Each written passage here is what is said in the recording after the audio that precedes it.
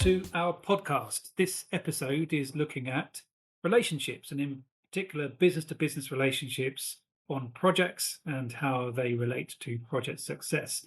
And this podcast relates to a recent seminar that we held looking at project capability. We asked the question, do we have the capability that we need for the types of major projects that we have now and that we'll be having in the future, in the pipeline? I'm joined today by David Whitmore. Welcome, David. Hi, Andy. And David, you work for, I sometimes struggle to get your company name right, so MIGSO-PCUBED. Have I done that justice?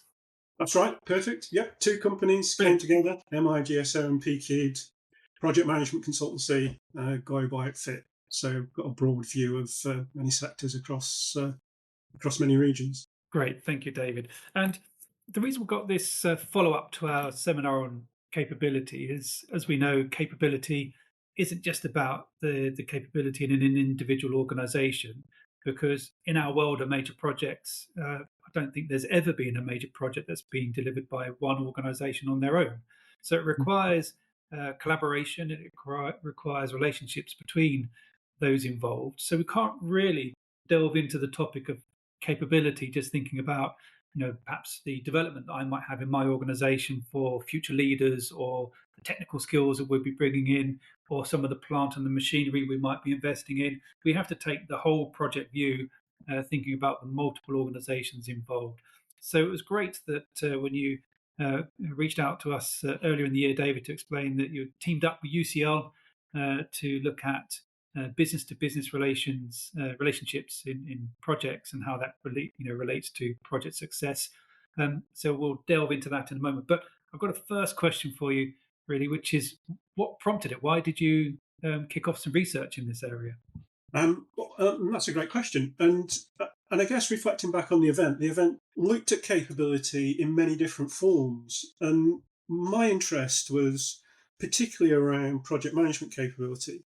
And the question, having had quite a long career in and around major projects now, I would say I've seen a trend of major project delivery in the UK, and over maybe the last 20, 25 years, we've struggled a bit in ways that perhaps we didn't so much before. So my interest is why is that? What particularly from a project management perspective is causing that? And what, more importantly, what can we do from a project management perspective to address that? And no doubt, we do see some excellent projects delivered, but we do see, it seems to me, more and more that struggle, even to the point of complete failure where the project's cancelled. And that's just not good enough for the kind of really ambitious societal goals we're setting ourselves in the UK for the next 25 years. And so we think it's quite timely.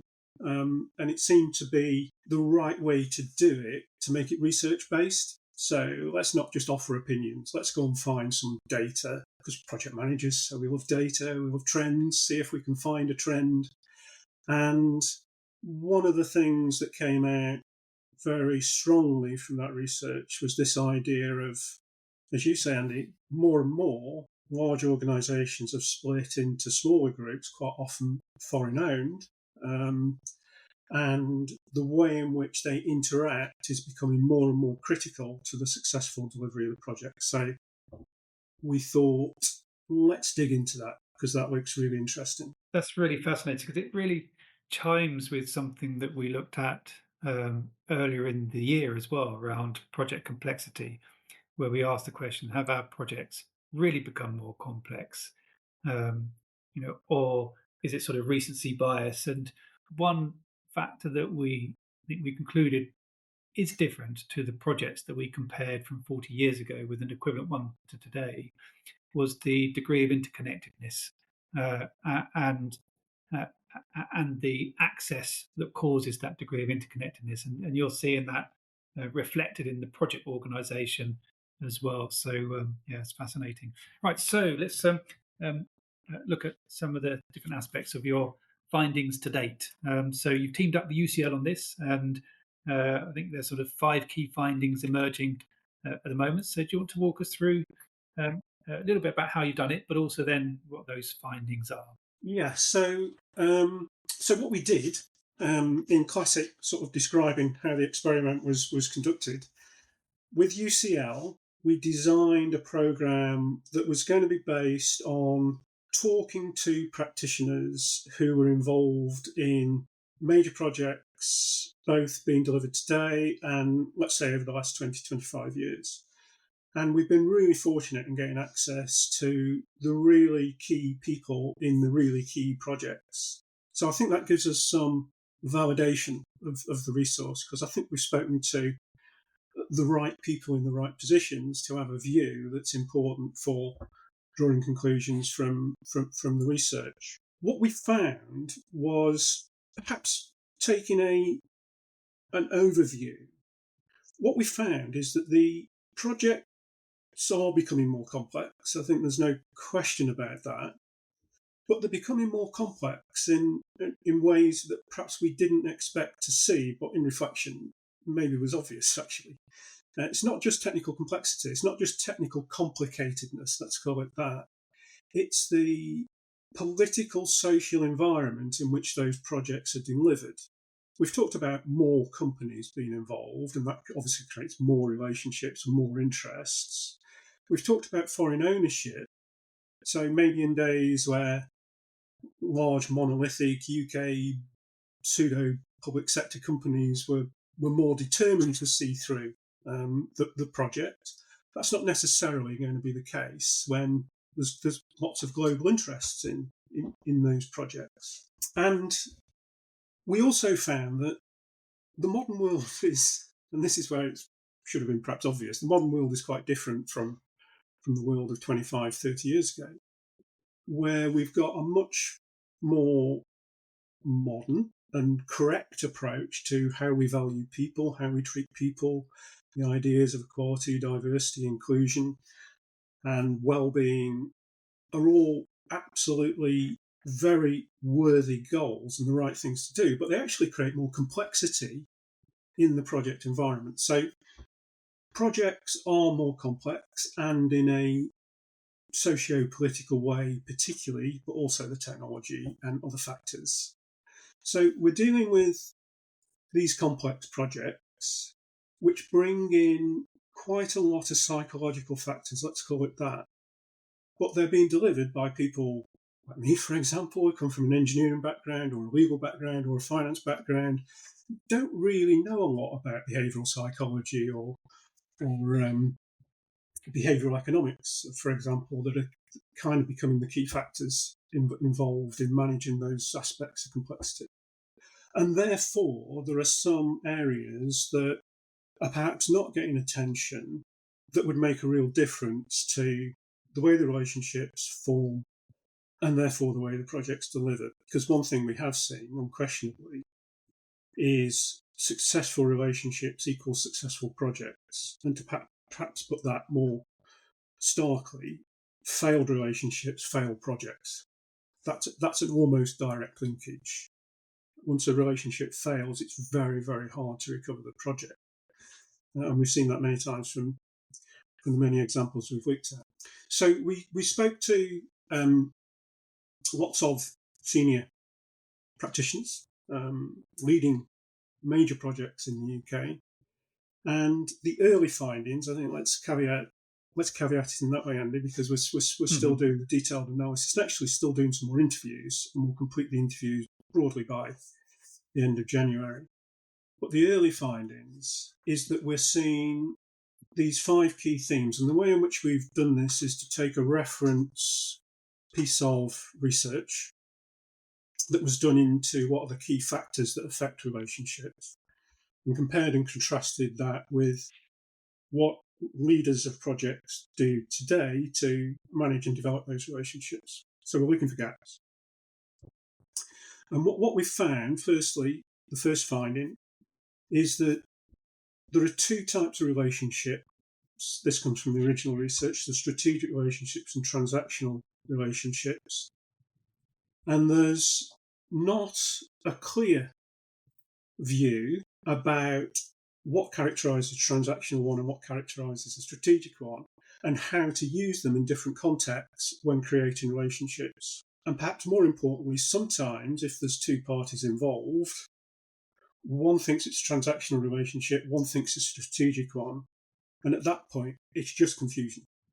It's just, you tell me we're really important to the future of your project, but we keep getting beaten up by your procurement team because the cost and time metrics are not where they need to be. So there's a kind of senior level, it's strategic, and then a working level, dealing with it transactionally. And that just creates confusion and creates perceptions of what one side is trying to do to the other, shall we put it that way, that Mhm. just aren't there really. It's just this mismatch in strategic and transactional And David, relationships and the understanding. that's something that you mentioned that in I think in one of the breakout sessions that we had at the seminar, and I was sort of reflected on that since that I recognised that when I first entered the world of work, and I'm similar to you. I've been working in major projects for a decent number of years, so I'm talking sort of early '90s, and I saw the S word being used as a way of seducing suppliers or contractors into relationships Yeah. and then not being applied when the work starts. Now, sometimes the intent is to be a strategic relationship, and that senior leader to senior leader relationship, operates on that basis. And as you say, it's then the practitioner to practitioner, and sort of through the layers, it doesn't. And on other cases, it was to seduce organisations in with a keen price and to make sure they had a good number of bidders in order to be to get that sort of competitive tension. Um, so is that something new, or is it just multiplied up because of the other factors you talked about earlier, in terms of like the social value, the sustainability, and sort of the ambiguity that those things may bring to a project? No, it's very new. And if we take two examples, the NHS National Programme for IT, which I think was brought to an end around about 2012, 2013, somewhere around there, without delivering significant benefits and certainly not delivering the key programme objectives of a truly connected NHS IT solution. That was deliberately driven in a very transactional way, in a very adverse transactional way. There was a quote from the project leader at the time on record, which said that he sees these contracts as rather like driving a team of huskies. And if one husky goes lame, then you should shoot it, feed it to the other dogs, and that will have two effects. The dogs will speed up because they've had a good meal, and they won't slow down because they know what's going to happen if they do. And that was the approach to building the relationships for that program. Now, And if I recall as well, there was a bit of game theory applied to that program in terms of the number of capable organizations versus the number of contracts that were let, and the way it was done on a regional and sort of national basis at the same time. So that sort of, yeah, there's always a consequence of that sort of game theory when it's applied, some unintended ones in terms of the behavior that then results from those that win and those that don't. interestingly, it also seemed to perhaps scare away is the wrong word, but didn't attract the really big organisations capable of managing the level of risk associated with that kind of program. So it ended up with some kind of medium-sized companies carrying quite a lot of risk because the whole objective of the program was transfer all the risk as much as possible to the deliverer. And that was just unsustainable, I think, from the start, in truth. That led to, or not that in particular, but a number of those experiences led to this idea that collaboration is key, strategic relationships are the foundation stone of delivering successful projects. And that led to, I think you described it really well, Andy, well, we're going to have strategic relationships because it's seen as good. But actually, our organisation can only manage transactional ones. So, we'll end up managing it in a transactional way, and it's just going to create confusion. And we've seen a lot of that. And the reality is, it's very hard to have a transactional relationship between a client and a supplier in the infrastructure space, particularly for major projects, because it tends to be one project, it tends to be against a defined scope, and it tends to need output at a given time. Whereas in a strategic relationship, all those things can be variable, and we'll vary the timescale. Maybe we can't do this product launch now. Maybe we'll do it in a year's time. Maybe, and it's much more flexible in that way.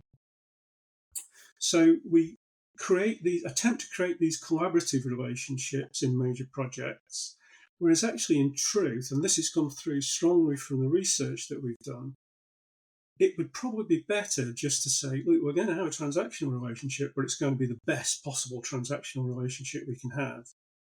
And we've seen some examples of that. And the difference is night and day. When you say we're going to have a strategic relationship, but don't treat it in that way, it's very mixed, probably more tending towards failure. When you say we're going to have a really great transactional relationship, the results are tremendous. We really have seen the best results from transactional relationships. And when we look, we see very few truly strategic relationships. One, perhaps worth discussing, because the NAO have just recently brought out their update report for Sellafield, is the program and project partner relationship at Sellafield for their major projects. And here's nuclear major projects, which seem to be going really well. And it's reflected in the report because of the relationships. And they are strategic because this is a 20-year pipeline of 5, maybe 10 by the time they've finished multi-billion projects, where they can have that flexibility and that movement. And we've seen some of that in the first few years. So, and I recall at the time when that was being put forward, it was 180 degrees against the trend at the time. We were seeing shorter and shorter contracts yeah. with, what was perhaps before you could see a 5-year contract, it become a 3+1+1, and then we're seeing it as a 2+1, and then sort of even a 1+1. So we were seeing these sort of shorter horizons on contracts, and Sellafield said, "Hang on a minute, we'd like a 20-year one," and it just felt crazy at the time that it was completely against the direction of travel that was seen elsewhere, and it was a brave move, I think, to say if we're going to have strategic relationships, it needs to be on that longer horizon, because essentially that's what we mean by strategic. Yeah, I think that's absolutely key. And if you were to measure the PPP on a single project, and I think it's been going for about five years now, 4 or 5 years, you would probably say it wasn't really that successful. And it's taken that long to build the level of understanding and norms that means they are getting genuine benefits out of it now. And they've still got 15 years to go where they can multiply and deliver that over the course of the rest of the project portfolio. So the signs are really good for that. But there are very few strategic relationships that we actually see out there. And the advice we give is don't even try. If you've got one project, try and design the best transactional relationship you can have, because we do see very successful results from doing that. So is that sort of the overarching findings, or is that sort of one of the 5 findings in terms of the emerging findings, as you were calling them earlier? That's one of the 5, but Right. the good news is all the others are kind of related. Okay. There's a common theme. So the second finding is very closely related, actually. That the contract and the desired relationship quite often are misaligned. So this is where, we said we want a strategic relationship, and that's how we've discussed this with everybody. But the contract just looks like a standard NEC contract that we've always seen with a target cost and share line, maybe. And it's really important to get the contract aligned to the type of relationship that you want to have. And this is probably the biggest difference we've seen between the UK and the Far East, and we use the Far East as a reference point, particularly South Korea, for example, Japan, China to some extent, where there is successful delivery of major projects, but they have a approach where the relationship comes first and the contract comes second, quite often without competition. So this is the relationship we want, and this is the type of relationship we want to have. Now, please design me a contract to deliver that relationship. In the UK, quite often with the tender, we'll say, here's the contract in the tender. And we don't know who's going to win it. And we don't know what kind of relationship would work best with whoever wins it. But nevertheless, we're going to impose this kind of contract. And it might be better to think, here's a thought. Why don't we say in the tender, propose the contract with your response? Which contract would work best for you to enable you to deliver to your optimum performance, rather than us saying, this is the contract that you will work to, even if it means you can't deliver in the most optimum way. The more you can put the relationship first and then make sure the contract enables that relationship, the more likely you're going to get the relationship that you want. Yeah, and that's really interesting because I think one of the points you made earlier on, with the National Programme for IT, is that some of the bigger players, or the more capable ones, didn't bid, and one suspects that could have been down to the nature of the contract that was put into the tender pack, and it was just a qualifying out moment early on. So, it sort of has an impact on competition too, putting the T's and C's up front too early. Yeah, and there is a slightly sort of cultural issue here that I think I call it the British sense of fair play, that you want as level a playing field as possible.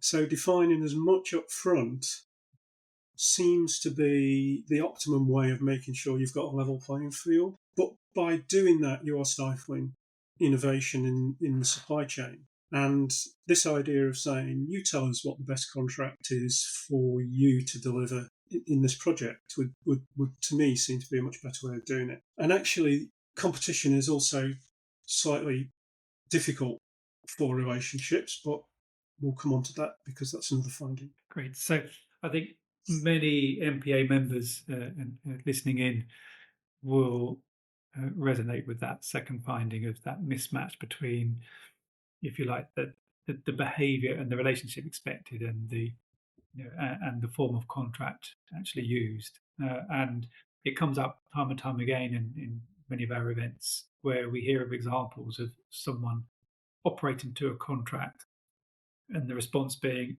"We didn't expect you to do that," and yet it's in the contract. So yeah, I think that's an all too frequent experience for some people. Okay, so what's your third finding? Well, in a way, it's around this element of competition. And the problem with competition and relationships is that you can only start forming the relationship once the competition has ended. And generally, the competition ends at the point the project starts. So you're now trying to build the relationship right at the start of the project.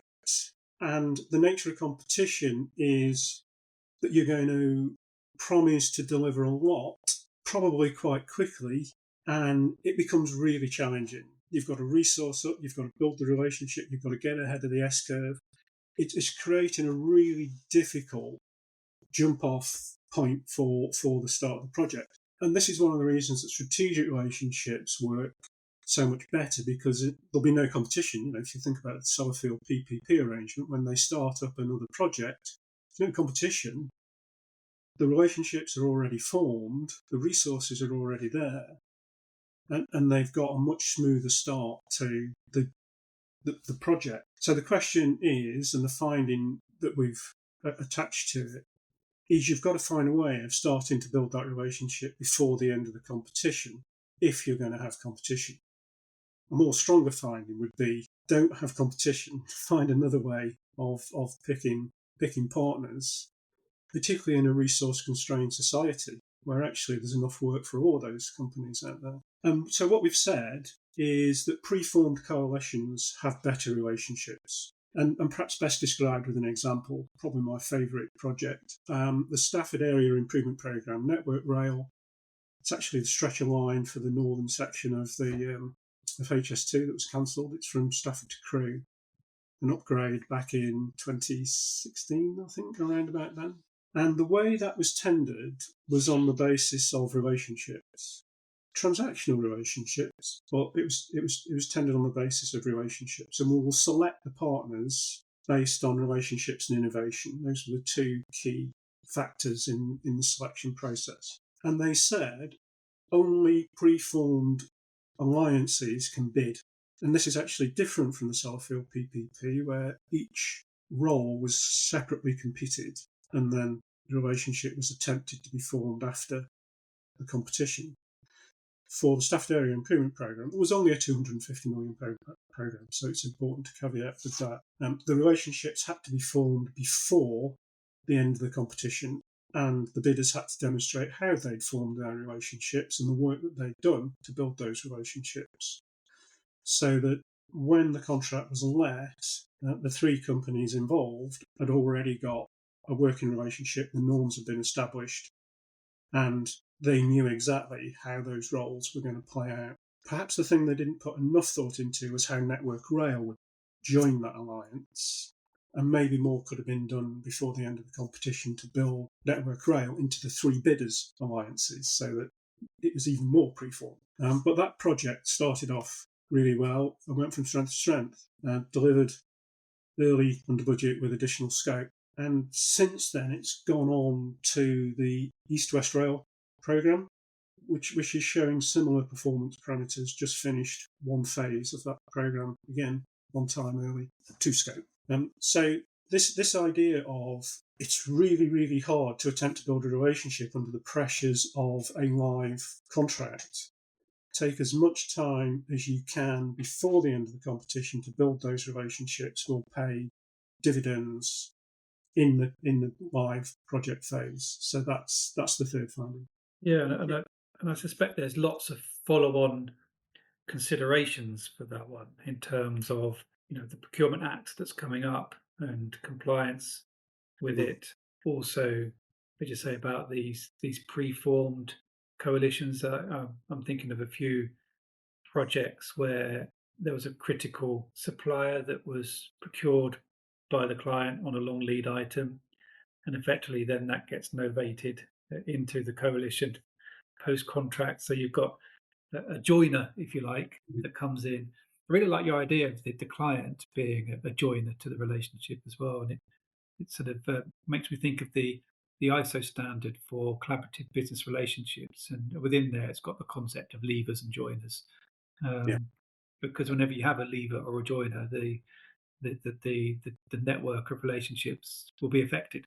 So yeah, Yeah. interesting finding. I think there's a lot more to unpick on that one. I think as you progress in your research. And I think one important part from the original research that we used is that relationships can only be two-way. So if you've got four companies in a joint venture, you've got six relationships. And quite often people attempt to build a single relationship between four different companies. And that's just not possible. There's always these six relationships. And if one fails, then the whole JV is at risk. And that's why we say actually these things should be managed through a project management office, because there's quite a lot going on.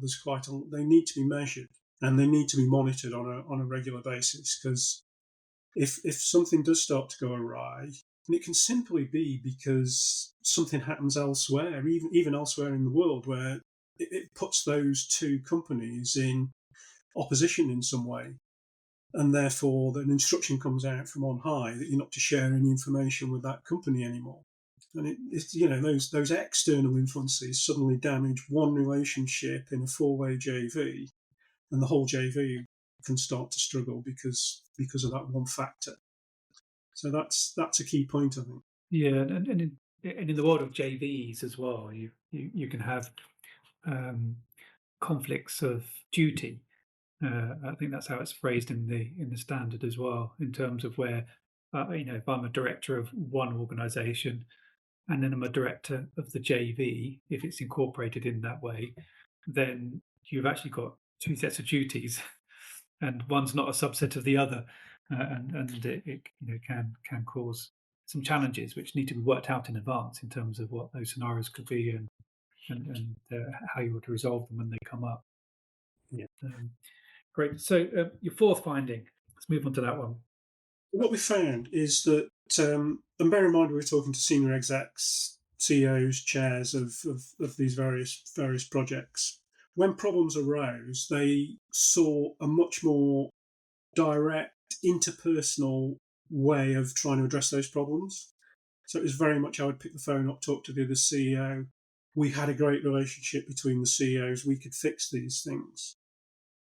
The problem is that organisations are obviously multidimensional and multi-layered, and, and that can only work for a small moment in time when those two people are in the room directing. And at the event, we talked about the no more heroes concept.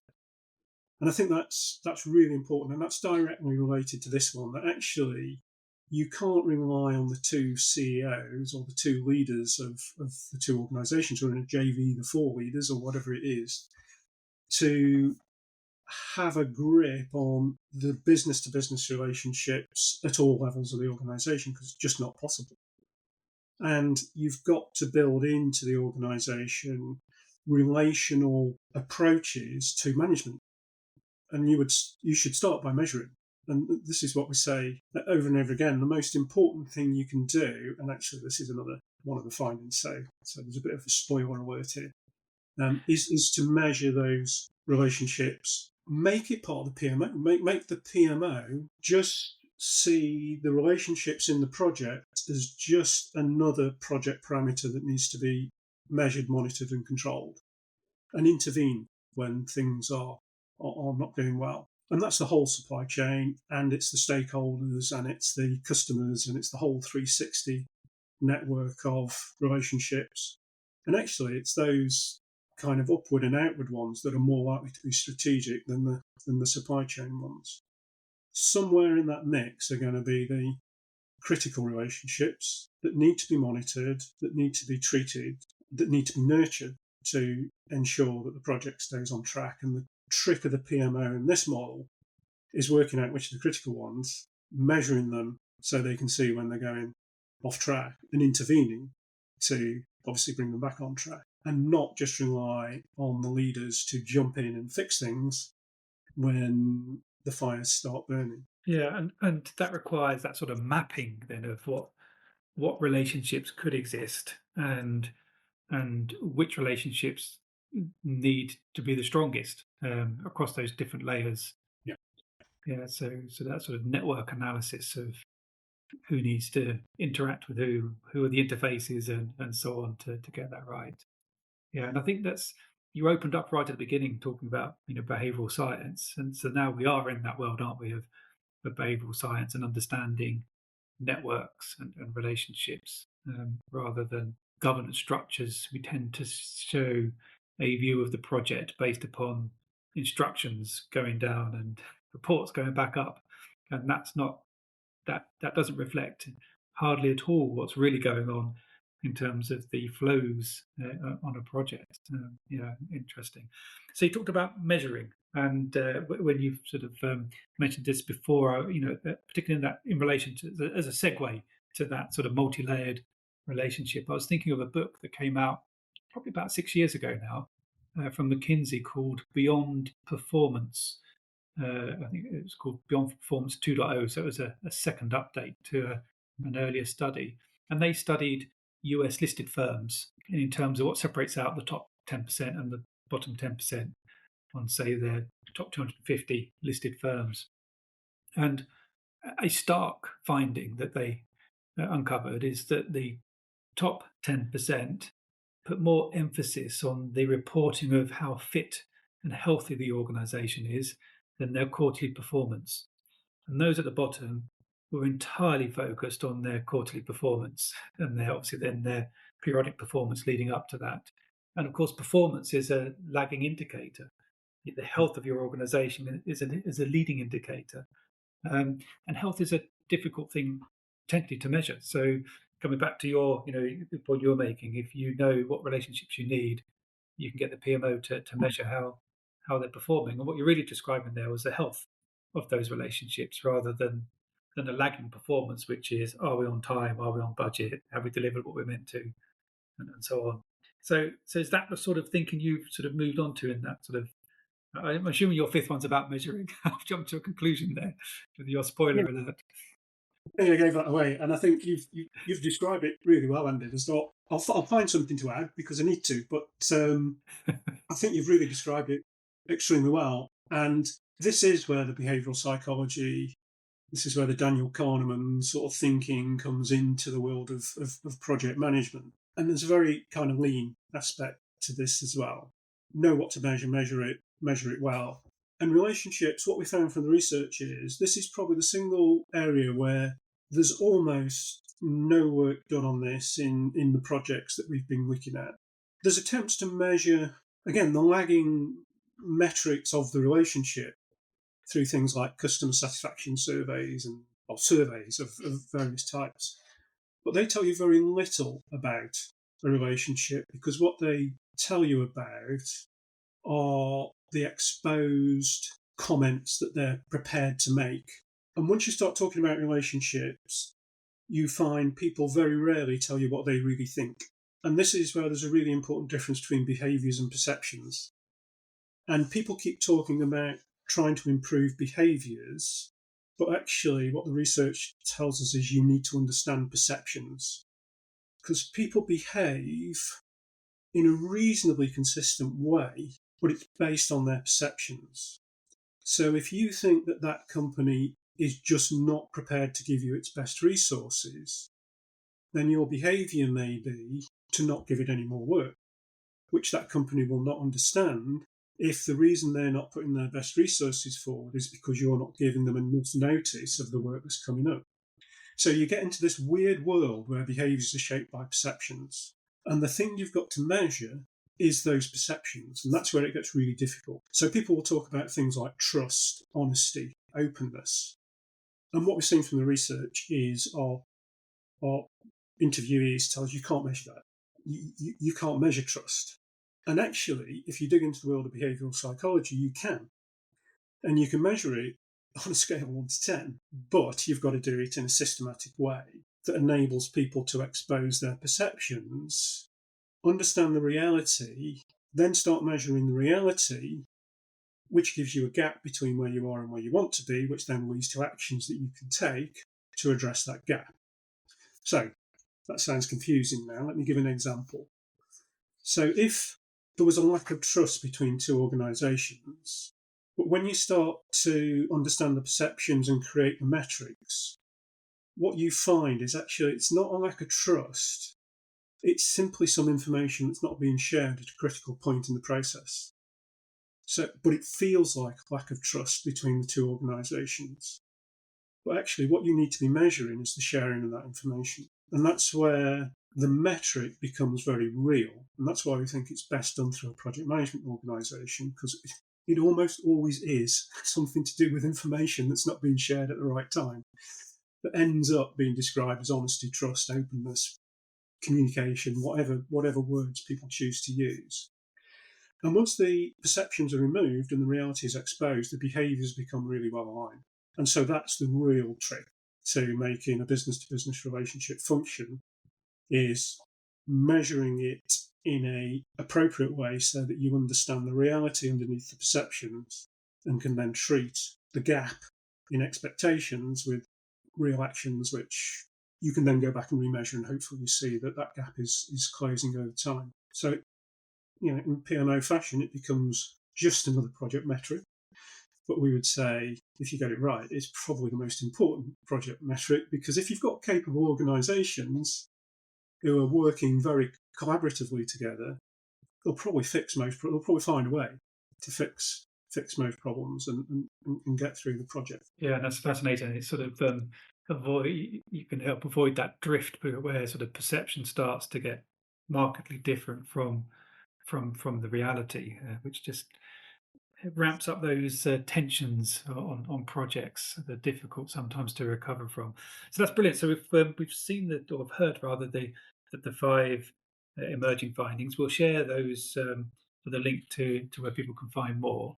You describe them as sort of early findings or emerging findings. So I'm assuming this means therefore that this is research in progress. So what's next? Where's it heading? What's the next stage of the work? There's more interviews to do, and we should complete. Well, we will complete that by the end of January. That's the target that we've set ourselves. We will then be seeking to develop the academic report that goes alongside that, probably by the end of March next year, and then it will go into the normal academic process of review and revision until it's published. Sometimes many years later, but let's assume sometime during the course of next year. What we want to do is we want to share as much of this as we can in a more informal way, hence things like the podcast and the conversations that we've been having, and we have held some separate events as well. So we'll continue to do that. There'll be LinkedIn posts, there'll be other ways of sharing our findings.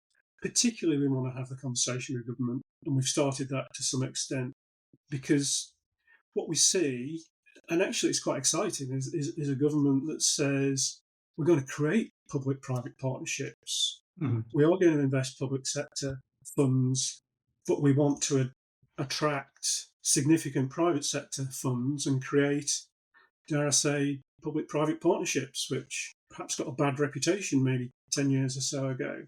Our concern, or the opportunity, depending on your mindset, is that we're not very good at forming those kind of relationships. And that's what our research tells us. But we can see a way in which that can be done. And I think it's really important that thought is put into that at the same time as moving into that different paradigm of how we're going to deliver these big projects. So, David, MIGSO-PCUBED and UCL are both members, so it's great to come across two MPA members collaborating in this way. And I suspect that many of the people you're interviewing or have interviewed come from member organisations as well. But if anyone's not been involved with this, can they get involved, or how do they sort of keep up to date with what you're doing? Absolutely. The more information we can get from the major project community, simply the better our understanding is going to be. I'm actually not sure we'll ever stop investigating and talking to people and building a database. So if people want to find out more, want to be involved, then I would say just contact me initially in the first place. And let's have a conversation, because the more we talk, the more we understand our own findings. And the more information we get, then the more rigorous and the more validated those findings become. So it's just a two-way thing for me. So yeah, no, we're very keen to talk to anybody with thoughts or experience in major projects, and they can be involved in the research, or obviously they can find out more about the research or the things that can be done to deal with those issues. Brilliant. So we'll put your contact details in the show notes, so people get in touch with David if you want to know more or want to get involved. But no doubt also just look out for our bulletins and LinkedIn posts, because I'm sure we'll be featuring some of the insights and sort of serializing some of the output over time, and including in some of our events going forward as well. David, thanks very much for your time today, and also contributions you've made elsewhere to the association.